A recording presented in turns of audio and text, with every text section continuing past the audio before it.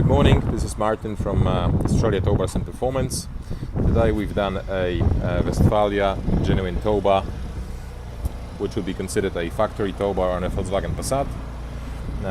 At the moment it's attached, as you can see.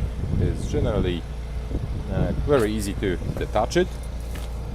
So you pull it in and that just drops here. And you can also hide the electrics. So as you can see now, you can see you've got a Towbar. And then if you want to attach it back in, you locate the hole and the Towbar is attached. And that's the wiring kit. Yeah, considered a factory Towbar. If you want the most reliable, German engineered and designed, installed and coded professionally Westfalia Towbar, feel free to contact Australia Towbars Performance. Thank you for watching. Bye.